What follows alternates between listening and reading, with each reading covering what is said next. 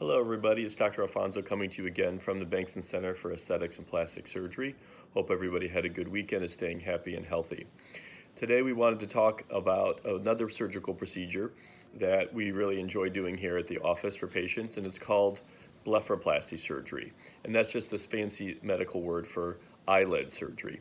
And what this does is basically help patients who have concerns regarding their upper eyelids and oftentimes the lower eyelids. Many patients will often say that their eyes tend to be the first area that they notice aging in, where they feel like their skin is a little heavy or puffy of the upper eyelids, as well as having bags and fullness of the lower eyelids. So one of the things that's really neat to do is offer them a surgical procedure to help improve the shape and contour of the upper lid and the lower eyelids. Oftentimes these are done together. Sometimes in patients they're done separately depending on patients' desires and preferences. These surgeries are some of our favorite to do here at the office because the recovery is very quick, pain level is extremely low, and results are really quite good.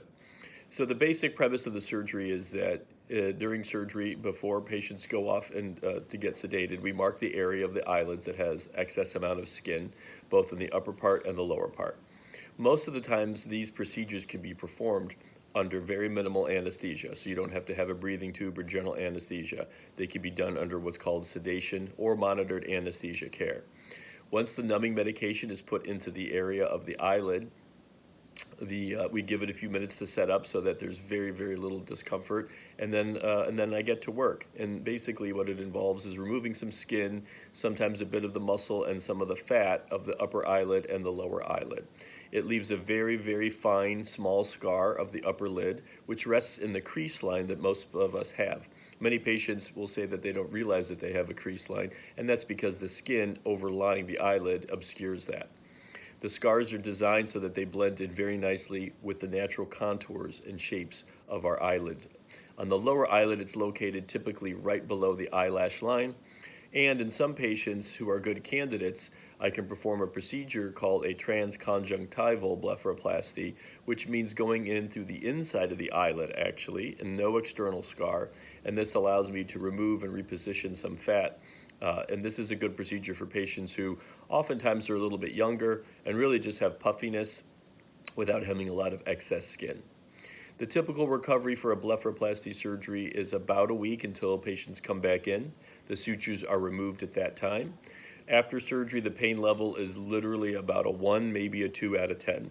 We don't prescribe narcotics typically for this surgery because patients are easily able to get up, walk around, catch up on some low-key activities like reading, and they're able to be out of the house in about a week. There is a little bit of bruising and swelling just like any surgery, and oftentimes I'll recommend to patients to wear some reader glasses if they want to go out of the house just to break up the area where people would be looking at their incision. Return to physical activity afterwards. Typically we tell patients light exercise in about 2 weeks, but immediately after surgery we allow patients to get up, walk around, and pretty much be independent. Most patients are just fine taking some over-the-counter pain medication like Tylenol. The results are visible right away, but just like any procedure, there is a little bit of swelling, and we encourage patients during their recovery phase, that first week, to take it easy, don't do too much activity, avoid salty foods, keep your head elevated, and as well as icing. We also give patients vitamins that help with bruising. It helps your body clear the bruising a lot faster.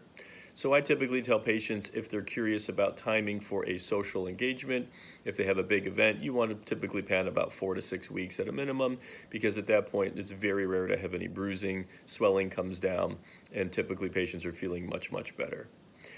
We're going to include some video or some graphics today of some before and afters for you to be able to see.